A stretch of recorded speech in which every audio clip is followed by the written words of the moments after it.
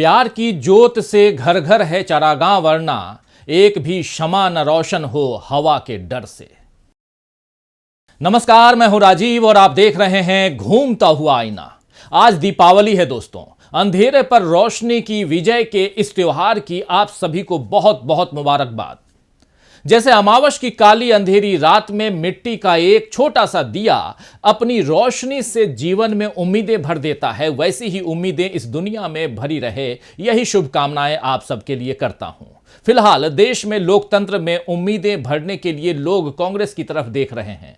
राहुल गांधी में उन्हें अपने नेता की तस्वीर नजर आने लगी है और राहुल गांधी भी लोगों की इन उम्मीदों को पूरा करने के लिए अब देश भर में मोहब्बत की दुकान खोलने के लिए घूम रहे हैं।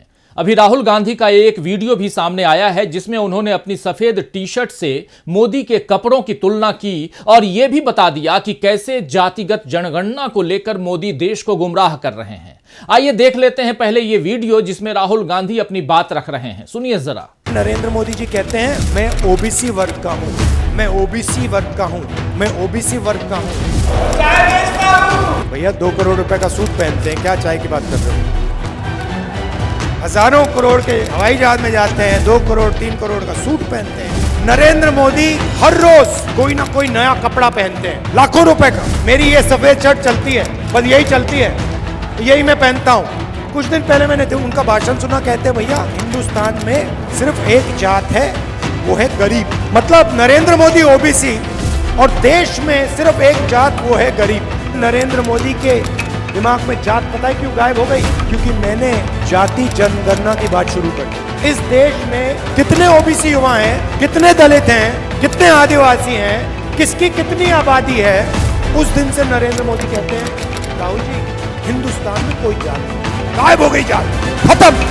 तो राहुल गांधी की सफेद टी शर्ट भारत जोड़ो यात्रा के वक्त से चर्चा में आई थी और अब राहुल अपने भाषणों में उसका जिक्र कर रहे हैं। जैसे 2014 में मोदी की चाय चुनावी मंच पर हिट हो गई थी, क्या अब 2024 में राहुल की सफेद टी शर्ट धमाल मचाएगी? यह देखना दिलचस्प होगा। वैसे जो उम्मीदें अभी राहुल से हैं, 10 साल पहले लोगों ने मोदी से ऐसी ही उम्मीदें लगाई थीं।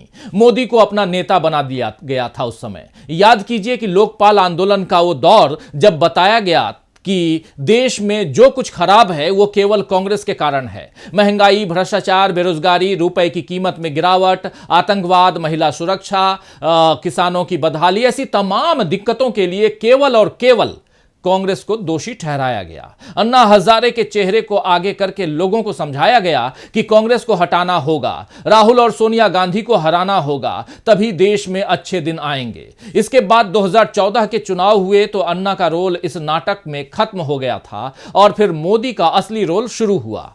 हर खाते में 15 लाख, हर साल 2 करोड़ रोजगार, 2022 तक किसानों की दोगुनी आमदनी, काले धन की वापसी, न जाने कितने वादे मोदी ने चाय पर चर्चा करते हुए लोगों से कर दिए। जैसे कुछ देर रखे रहने पर चाय पीने लायक नहीं रह जाती है, वैसा ही हाल इन वादों का भी हो गया है। बासी चाय की तरह ये वादे जुमले बन गए और अब लोगों को समझ आ रहा है कि चाय पीते पिलाते उनके साथ कितना बड़ा खेल हो गया है।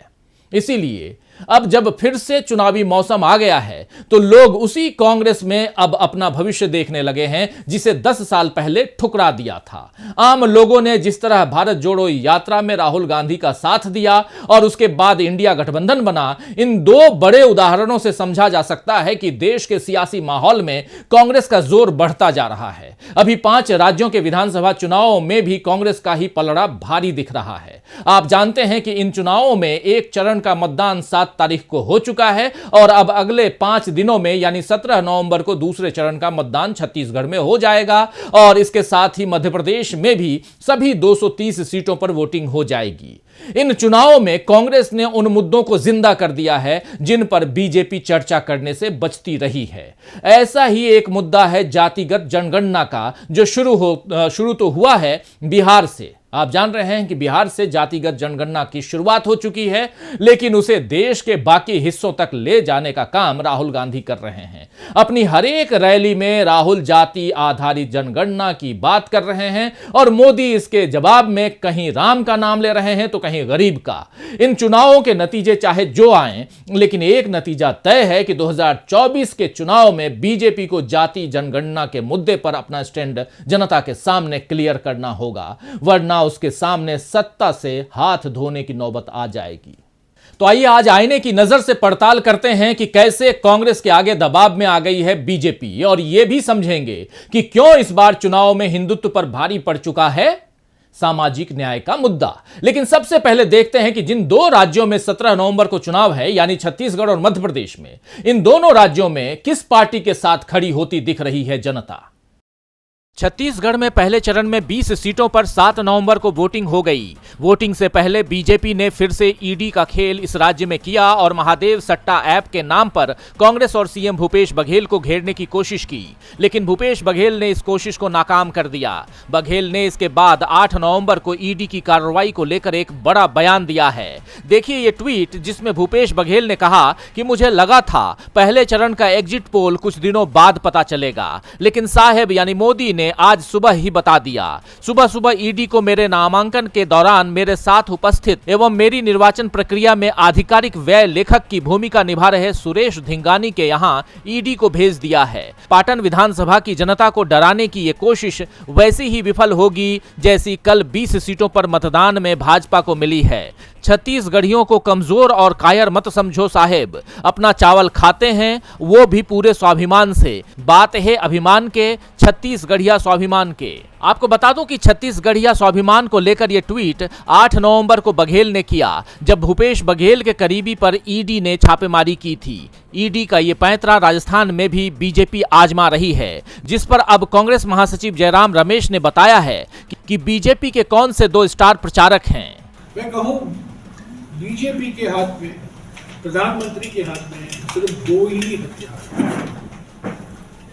एक हाथ में है ईडी और सीबीआई, जिसका इस्तेमाल भरपूर तरीके से वो करते हैं, रोज करते हैं। छत्तीसगढ़ के मुख्यमंत्री के खिलाफ उन्होंने ईडी और सीबीआई को उतारा है। राजस्थान के मुख्यमंत्री, राजस्थान के कई मंत्रियों के खिलाफ, राजस्थान के कई नेताओं के खिलाफ भी ईडी और सीबीआई का दुरुपयोग हो रहा है।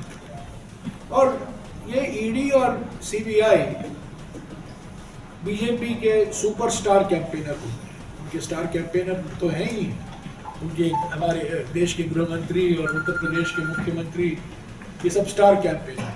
पर 2 सुपरस्टार कैंपेनर हैं बीजेपी के लिए, वो है ईडी और सीबीआई। तो वो एक हाथ में ये 2 हथियार हैं, और दूसरे हाथ में इसका इस्तेमाल भरपूर तरीके से प्रधानमंत्री स्वयं करते हैं, वो है ध्रुवीकरण की राजनीति।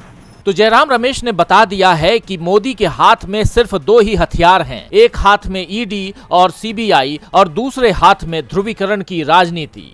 तो बीजेपी की पोल इसी तरह कांग्रेस हर चुनावी राज्य में खोल रही है और लोगों को बता रही है कि कैसे जांच एजेंसियों के दम पर कांग्रेस और दूसरे विरोधियों को दबाने की कोशिश बीजेपी कर रही है। वैसे छत्तीसगढ़ में कांग्रेस फिर से सरकार बनाने को लेकर आश्वस्त दिख रही है और मध्य प्रदेश में कांग्रेस इस बात को लेकर निश्चिंत है कि यहां की जनता सरकार चोरी करने वालों को सबक सिखाएगी और कांग्रेस को फिर से सत्ता सौंपेगी। जी हां, ठीक सुना आपने, सरकार का चोरी होना। राहुल गांधी, प्रियंका गांधी और कांग्रेस के दूसरे नेता मध्य प्रदेश की जनता को यही समझा रहे हैं कि आपने सत्ता की जो चाबी अपने पास रखी थी उसे बीजेपी ने चुरा लिया है। इस बार एमपी में यानी मध्य प्रदेश के चुनाव में यह सत्ता चोरी वाला मुद्दा काफी गर्म है, जबकि छत्तीसगढ़ में किसान और ईडी के मुद्दे को कांग्रेस ने बीजेपी के खिलाफ हथियार बनाया हुआ है। ऐसे में 2023 के ये आखिरी चुनाव कई मायनों में यादगार साबित हो सकते हैं।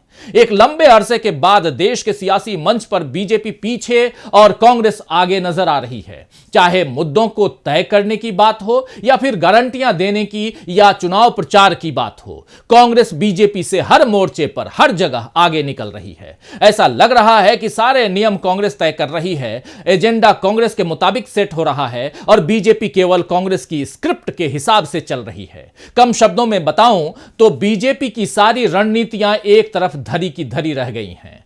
चुनावी डोर पूरी तरह से कांग्रेस के हाथ में है और मोदी और शाह से लेकर सारे बीजेपी नेता कांग्रेस के तैयार किए गए नैरेटिव के इर्द गिर्द ही घूम रहे हैं। इसका ताजा उदाहरण जातिगत जनगणना का है, जिसे कांग्रेस ने समानता की चाबी बताया है। और यह ट्वीट जरा देख लेते हैं, फिर इस चर्चा को आगे बढ़ाते हैं।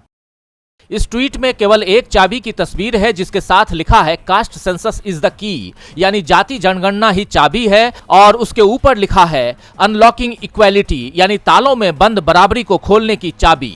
बहुत कम शब्दों में काफी गहरा संदेश कांग्रेस ने दे दिया है और यह मोदी की उस बात का सटीक जवाब है जिसमें वो जातिगत जनगणना को विभाजनकारी बताते हैं और कहते हैं कि इस देश में केवल एक ही जाति है और वो है गरीब।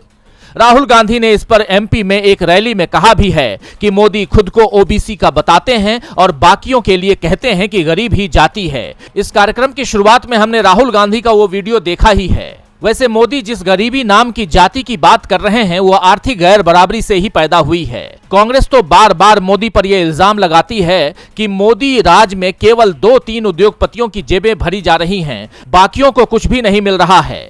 देश की संपत्ति पर कुछ लोगों का हक होने के कारण बाकी सबका हक मारा जा रहा है, जबकि कांग्रेस जिसकी जितनी आबादी उसकी उतनी हिस्सेदारी के नैरेटिव को आगे बढ़ा रही है। कांग्रेस के मुताबिक जब ये पता चल जाएगा कि किस जाति की कितनी आबादी देश में है, तो ये भी पता चल जाएगा कि कुछ लोगों के बहुत गरीब और पिछड़े होने का कारण क्या है। राहुल गांधी इसी को देश का एक्सरे कह रहे हैं। जाति जनगणना का एक्सरे होने से पता चल जाएगा कि देश के ओबीसी, एससी, एसटी ऐसे तमाम तबकों को कितनी नौकरियां मिल रही हैं, देश के संसाधनों पर उनका कितना हक हो रहा है।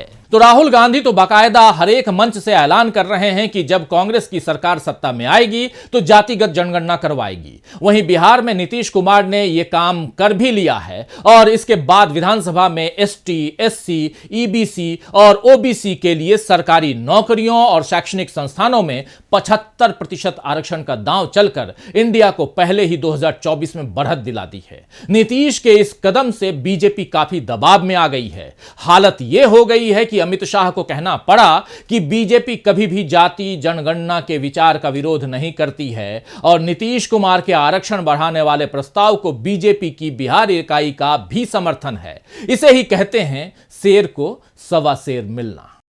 2023 के चुनाव के बीच ही इंडिया यानी विपक्षी दलों के गठबंधन ने तय कर दिया है कि 2024 के लोकसभा चुनाव में मुख्य मुद्दा कौन सा होगा। बीजेपी तो अभी से मंदिर पॉलिटिक्स की पिच पर बैटिंग करने उतर गई है। मोदी अपने भाषणों में खुद को धर्मनिष्ठ बता रहे हैं और अमित शाह बता रहे हैं कि राम मंदिर का उद्घाटन 22 जनवरी को होने वाला है। आप जानते हैं कि अयोध्या में राम मंदिर बन रहा है और अयोध्या यूपी में है, जबकि अभी विधानसभा चुनाव यूपी में नहीं है। फिर भी यहां बन रहे राम मंदिर के पोस्टर एमपी में बीजेपी ने लगाए हैं। इरादे साफ हैं कि बीजेपी राम मंदिर के मुद्दे को भुनाकर वोट जुगाड़ने की कोशिश में लगी है। वहीं इंडिया गठबंधन ने 2023 और 2024 में जाति जनगणना के मुद्दे पर वोट बटोरने की तैयारी कर ली है। राहुल गांधी से लेकर नीतीश कुमार तक सभी नेता अब ओबीसी, ईबीसी, एससी, एसटी के अधिकारों की बात कर रहे हैं और इस बात पर बीजेपी के पास बोलने के लिए कुछ भी नहीं बच रहा है। बीजेपी का इस तरह उलझना ही बताता है कि बाजी काफी हद तक इंडिया गठबंधन के हाथ लग चुकी है। राहुल गांधी ने मध्य प्रदेश में कहा भी है कि अगर कांग्रेस केंद्र में सत्ता में आती है तो वो राष्ट्रीय स्तर पर भी जाति आधारित जनगणना कराएगी।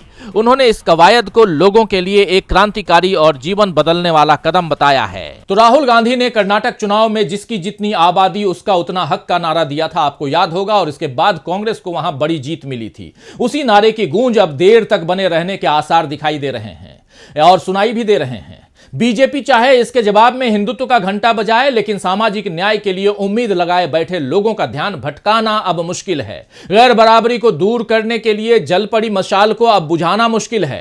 बीजेपी के लिए मुसीबत यह भी है कि उसे आरएसएस के हिसाब से चलना है और आरएसएस का रुख आरक्षण विरोधी रहा है, आप सब जानते हैं। संघ सामाजिक न्याय की जगह समरसता की बात करता है, यानी इक्वालिटी की जगह हार्मनी की बात करता है। मतलब जो जिस जगह पर है वहीं बना रहे और उसी में लोग प्रेम से रहें, यानी दलित, आदिवासी, पिछड़े हुए लोग जो हैं जैसे सदियों पहले थे वैसे ही सदियों बाद भी बने रहें। संघ इस व्यवस्था को बनाए रखना चाहता है, जबकि कांग्रेस और इंडिया गठबंधन जो है वो अब देश में हर तरह की बराबरी की बात करने लगे हैं। बीजेपी के हिंदुत्व को क्या सामाजिक न्याय के मुद्दे से मात मिलेगी, ये चुनाव के जो नतीजे हैं, यानी कि इन 5 राज्यों के चुनाव के जो नतीजे हैं वो जरूर बता देंगे। खैर, शायर इरफान सिद्दीकी ने ठीक ही फरमाया है कि उठो ये मंजरे शबताब देखने के लिए, उठो ये मंजरे शबताब देखने के लिए, कि नींद शर्त नहीं ख्वाब देखने के लिए। तो आज के लिए बस इतना ही, फिर मिलेंगे खबरों के नए आईने के साथ। तब तक देखते रहिए डीवी लाइव। नमस्कार।